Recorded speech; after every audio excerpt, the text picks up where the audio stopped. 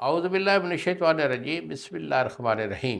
गुज़श्ता साल हकीम बाबा सैफुल्लाह की तरफ से मेरे तमाम दोस्तों को अस्सलाम वालेकुम व रहमतुल्लाहि व बरकातहू। जी तो दोस्तों, आज मैं आपके सामने सेक्स के साथ साथ एक बड़ा अहम इशू होता है जो सेक्स के रिलेटेड है, जिसको हम कहते हैं आसाबी कमज़ोरी।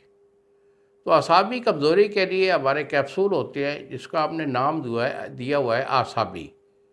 तो आसाबी का आज आपको नुस्खा भी देने वाला हूँ, और इसका फ़ायदा ये होता है कि ये पट्ठों को बहुत ज़्यादा ताकत देती है दवाई, और ख़ास तौर पर जो बूढ़े अफराद होते हैं उनके लिए तो ये कहना है, और नौजवानी में भी उन लोगों में जिनके आसाबी कमज़ोरी की वजह से नफ्स का ढीलापन हो जाता है, जिस्म में थकावट या दर्दें रहती हैं, काम काज करने से बंदे थक जाते हैं आसाबी कमज़ोरी की वजह से, तो उसके लिए बड़ा पावरफुल ये नुस्खा है।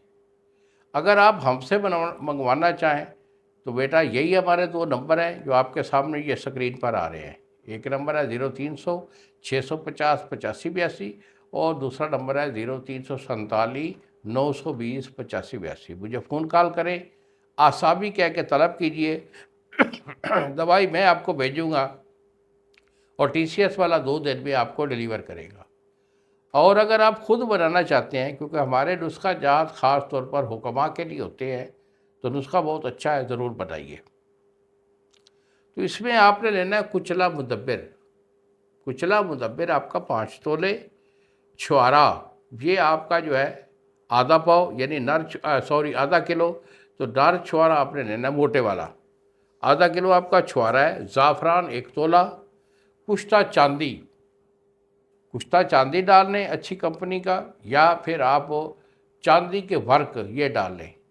चांदी के वर्क होगा तो 1 तोला, और कुश्ता चांदी होगा तो भी 1 तोला। तो अकर करा ये आपका 4 तोला हो गया, और 7 सलाजीत ये आपका 50 ग्राम, यानी 1 चनाक।